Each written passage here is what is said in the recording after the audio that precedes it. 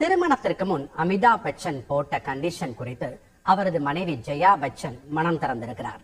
இதனிடையே அபிஷேக் பச்சனும் ஐஸ்வர்யா ராயும் பிரிந்ததாக உலாவரும் செய்திக்கும் இதுதான் காரணமா என ரசிகர்கள் இணையத்தில் கேள்வி எழுப்பி வரும் நிலையில் இது குறித்து பார்க்கலாம் இந்த செய்தி தொகுப்பில். பிளாக் அண்ட் ஒயிட் காலம் தொடங்கி தற்போதைய ஏஐ காலம் வரை பாலிவுட்டில் முன்னணி நடிகராக வலம் வருபவர் அமிதாப் பச்சன்.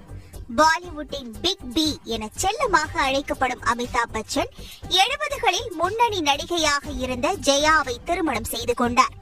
தற்போதும் லவ் பேர்ட்ஸாக வலம் வரும் அமிதாப் ஜெயா ஜோடி தங்களுக்கென தனி ரசிகர் பட்டாளத்தை வைத்திருக்க அண்மையில் நேர்காணல் ஒன்றில் ஜெயா பச்சன் பேசியது பலரையும் திரும்பி பார்க்க வைத்திருக்கிறது.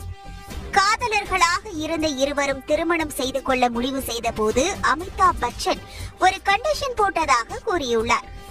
திருமணத்திற்கு பின் தனது மனைவி எப்போதும் போல் 9 முதல் 5 மணி வரையிலான பணிக்கு செல்வதை விரும்பவில்லை என தெரிவித்த அமிதாப் எந்தெந்த படங்களில் நடிக்க வேண்டும் என முடிவு செய்துவிட்டு நன்கு அறிந்த நபர்களுடன் இணைந்து பணியாற்ற வேண்டும் என கண்டிஷன் முன்வைத்துள்ளார்.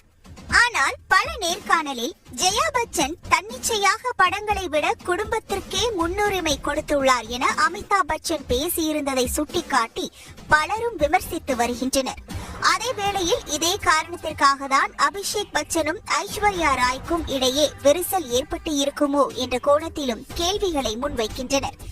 காரணம் 2007இல் ஐஸ்வர்யா ராய் மற்றும் அபிஷேக் பச்சனுக்கு திருமணமான நிலையில் அதன் பின்னரும் பல படங்களில் நடித்திருந்தார் ஐஸ்வர்யா ராய்.